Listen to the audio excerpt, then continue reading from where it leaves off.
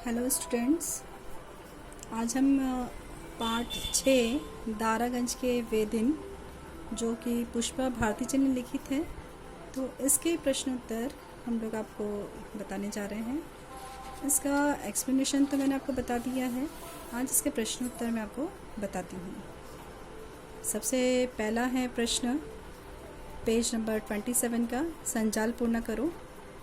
निराला जी ऐसे दिखते थे। कैसे दिखते थे निराला जी? सबसे पहला लिखेंगे हम, देवतुल्य सुदर्शन व्यक्तित्व वाले निराला जी दिखते थे। दूसरा है ऊंची ऊंची ऊंची लंबी पुष्ट देहष्टि वाले दिखते थे। तीसरा है उन्नत ललाट था उनका। और चौथा है चौड़ी छाती तथा मदमाती चाल थी उनकी। इस तरह से निराला जी दिखते थे। दूसरा क्वेश्चन है आपका, लिखो पाठ में आए दो संगीत वाद्यों के नाम लिखिए। तो सबसे पहला क्या था? सितार और दूसरा तबला। सितार कौन बजाता था? पुष्पा भारती जी। और तबला खुद निराला जी ने बजाया था, है ना। तो सितार और तबला ये दो वाद्य थे। दूसरा प्रश्न है यहाँ पे कि पाठ में आए दो शहरों के नाम लिखिए। कौन कौन से शहर थे? इलाहाबाद और बनारस। इस तरह से दो शहर पाठ में, इन दो शहरों का नाम आया गया है। बाद में है उत्तर लिखिए।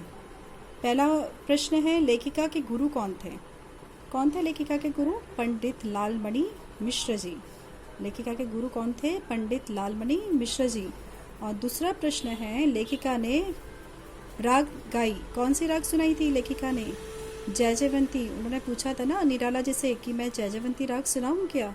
तो राग जयजयवंती जो है उन्होंने गाकर सुनाई थी। बाद में है निराला जी के रहने का स्थान कहाँ था? कहाँ रहते थे निराला जी? दारागंज में रहते थे। चौथा है मुंबई में लेखिका को मिली, कौन मिली थी? मुंबई में लेखिका जो पुष्पा भारती जी हैं उनको उनकी सहेली मिली थी, शिवानी जी, जिन्होंने रविंद्रनाथ टैगोर जी का उल्लेख अपना जो हुआ था उनके साथ में, जो मंजूषा थी उनकी मन में, स्मृति में, तो वो मंजूषा उन्होंने जो खोली थी वो है मुंबई में लेखिका को मिली शिवानी जी। अब यहाँ पे आपके क्वेश्चन आंसर्स जो थे वो कंप्लीट हुए हैं। अब यहाँ आपको भाषा बिंदु यानी व्याकरण में आप लोगों को पूछा गया है कि पाठ में किन्हीं 5 वाक्यों को चुनकर उनके उद्देश्य और विधेय निम्न तालिका में लिखो। उद्देश्य क्या है और विधेय क्या है, इस तरह से। तो सबसे पहले आप लोगों को क्या करना पड़ेगा? वाक्य बनाना पड़ेगा, है ना। कि किस तरह से वाक्य बनाना पड़ेगा? कि जैसे पहला मैं आपको बताती हूँ कि मेरे गुरु पंडित लालमणि मिश्र जी ने बहुत अच्छा तरफदार सितार बनारस से लेकर आए थे। बनारस से क्या लेके आए थे उन्होंने? बहुत अच्छा सितार लेके आए थे। तो ये आपको वाक्य लिखना है, मेरे गुरु पंडित लालमणि मिश्र जी ने बहुत अच्छा तरफदार सितार बनारस से लेकर दिया था। अब उद्देश्य में क्या लिखेंगे आप इसमें? कि मेरे गुरु पंडित लालमणि मिश्र जी ने, ठीक है। बस उद्देश्य में इतना ही लिखना है कि मेरे गुरु पंडित लालमणि मिश्र जी ने। तो विधेय क्या आएगा इसमें से? मुझे बहुत अच्छा तरफदार सितार बनारस से लाकर दिया, ठीक है। ये हुआ इसका विधेय। तो ये फर्स्ट में इसका आंसर लिखेंगे। सेकंड वाक्य क्या बनेगा इसका? सेकंड में लिखेंगे कि मेरी तो रूह कांप गई। दूसरा वाक्य लिखेंगे आप, मेरी तो रूह कांप गई। और उसका उद्देश्य क्या है? मेरी तो रूह, और विधेय क्या बनेगा? कांप गई, ठीक है। और इसी तरह से तीसरा वाक्य बनेगा, पिछवाड़े रहते थे महाप्राण निराला। पिछवाड़े रहते थे महाप्राण निराला। उद्देश्य क्या आया?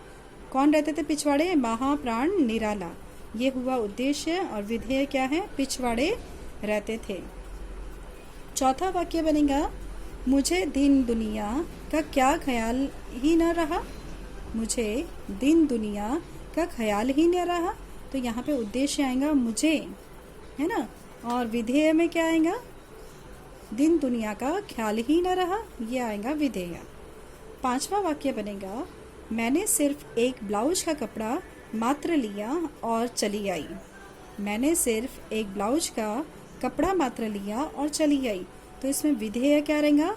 मैंने, और सॉरी उद्देश्य क्या रहेगा मैंने, और विधेय क्या रहेगा सिर्फ एक ब्लाउज का कपड़ा मात्र लिया और चली आई। ठीक है, तो ये आपका हुआ उद्देश्य और विधेय।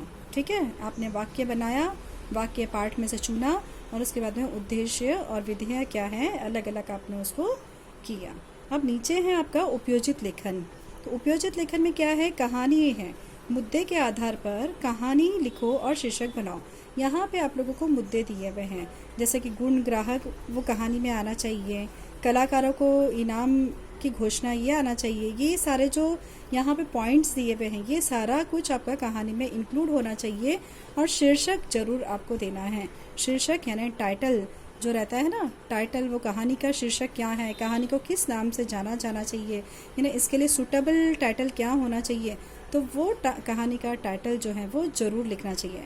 अगर हो सके तो सीख भी लिखो कि आपको उस कहानी से क्या सीख मिली है, तो शीर्षक भी हो जाएगा, ये बीच का जो है मटेरियल वो भी हो जाएगा और उसके बाद में सीख भी हो जाएंगी। तो इस तरह से आपकी कहानी लेखन आपको लिखनी है। Thank you girls, thank you student.